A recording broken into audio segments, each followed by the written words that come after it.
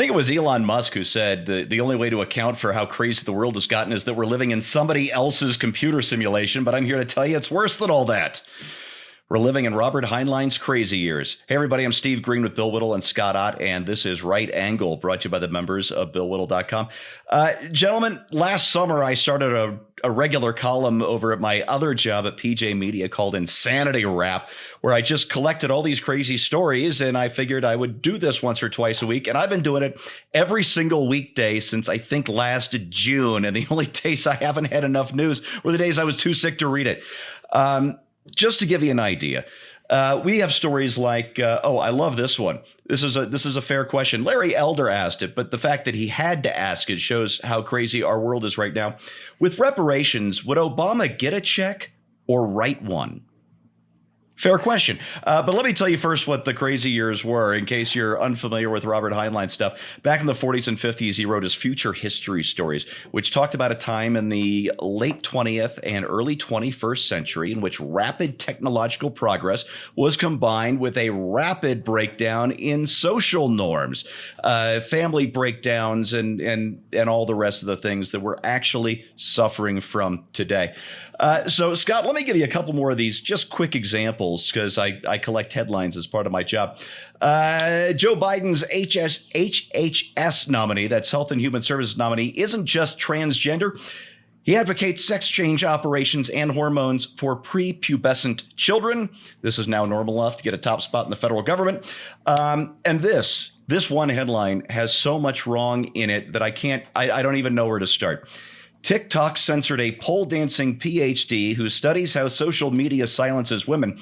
Dr. Carolina R. claimed a video of my ass gets demoted quicker than, say, extremism or trolling.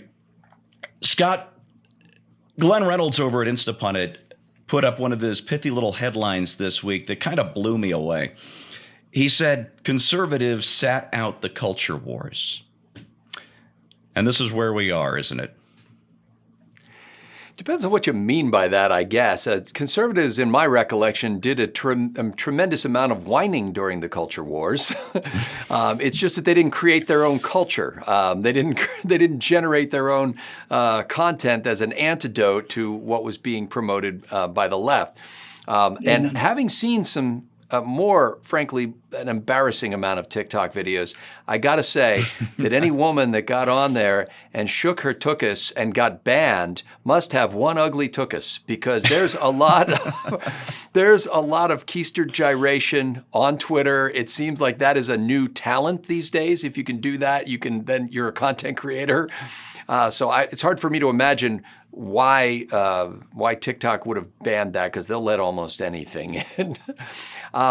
It's when Heinlein was writing at the time frame that you suggest, my guess is that he was doing social commentary on what he was experiencing in his time and projecting it into the future. And so now we read it and we think it was prescient, but really when he was writing, he was just doing current satire. Let me say it this way. There have always been weird things happening. There haven't always been massive distribution channels for instant access to the weird things that were happening. So we didn't know when, pole dancing PhDs were doing their routines because there was no way to get it out there. I think you kind of have to hold both things in suspension. You got to go, okay, yeah, there's a lot of weird stuff out there. Is it any weirder than it was in the past? Probably not. But can we get access to the weird things that used to be happening in another town and I didn't have to be subjected to? Yeah, so you get that instantly. And because of what you see promoted online or promoted on the news or on TikTok, you think that the world is coming apart at the seams. I would contend that the world has been degrading for a long, long time, and we're just kind of seeing the current version of degradation. Yeah, I wouldn't argue with that at all, but it does raise an interesting point that I want to ask Bill about, because I hadn't considered this angle until just now. People have always gotten their freak on in the freakiest possible ways, usually with the blinds drawn, for the simple reason that the elites and the cultural and the popular culture had a job to kind of put the brakes on that, to show us something better, something to aspire to during those times when we had the blinds open. But Bill, these days, the wildest stuff we do, instead of being thought of as, well, maybe shameful is too strong a word, but has the official imprint from the popular culture. It has the stamp of approval from Washington. Isn't that a sea change? Yeah, I know I'm with you guys on this one when I talk about pining away for the old days of 5-6 years ago, when virtually everything nutty that was happening you could count on to come from Florida Man. Now it's like Florida Man Nation. It's like Florida Man has taken over the. It's like Florida Man has become God. And while I agree completely with Scott, it is very tempting to say that all of these things that we're seeing are new, but there were wacky and nutty things that were going on before that we didn't see before. But with that said, I don't agree that it's just that's just it. Things are getting crazier and crazier out there, and they seem to be getting crazier and crazier faster and faster, which I find very hopeful, to be honest with you. To me, watching what's going on in the mainstream culture now, as these woke ideas and as this left-wing progressivism gets more and more airplay, it's kind of like a conservation of momentum thing. It's kind of like watching a skater pull her arms in and just go from like this to it's really what it feels like to me. When your entire political philosophy comes down to the only achievement that you can make is to become a greater victim than the next person. And when all of the entire aspect of what you're doing is about sending virtue signaling to other people, you have to reach for weirder and weirder and weirder things, and things that are further and further and further away from the mainstream media, from society's norms. And the one you mentioned is a great example. Oh, okay, so we've got a transgendered cabinet minister. I didn't fall out of my chair when I heard that, It wasn't like I got hit with a brick in the face, like, my God. But when you find out now that this person is actually talking about hormone therapy for pre-pubescent children, that was kind of like a brick in the face. It won't be a brick in the face in a year. In a year, it'll be pretty much normal. And then they will have to find another thing that'll be a brick in the face so that they can continue to rank themselves on the scale of grievance. This is actually a good thing, because the thing that we should be most afraid of would be that the people who are trying to take away our freedoms were behaving rationally and carefully and behaving effectively.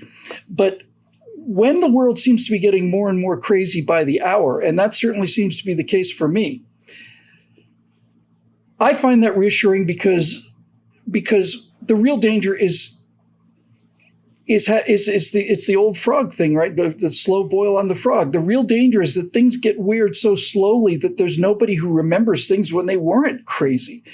And that doesn't seem to be a danger. It seems like everybody now understands the world's gone mad. And we did a segment on this last week or 2 weeks ago, where even French intellectuals are saying, we don't want any of this insane American wokeness, here.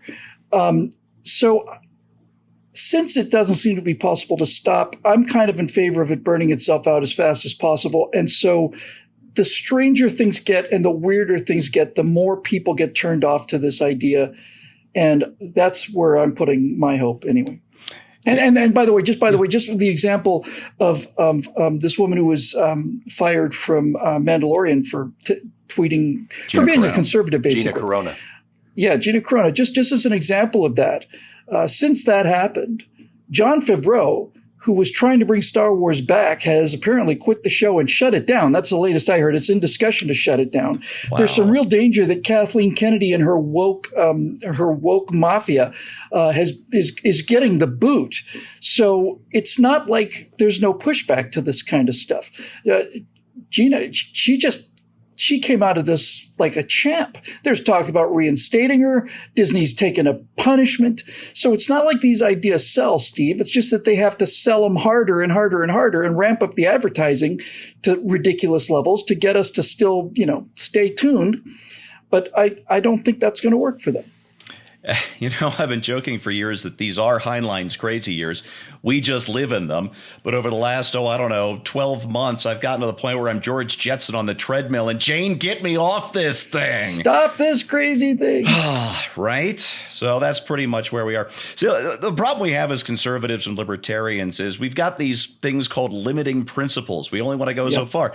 Give us a free economy and a stable currency. Give us a government that gets out of our way, and give us enough, and this is where I part ways with my big L libertarian friends, give us enough aircraft carriers, a big enough air force that nobody dares mess with us.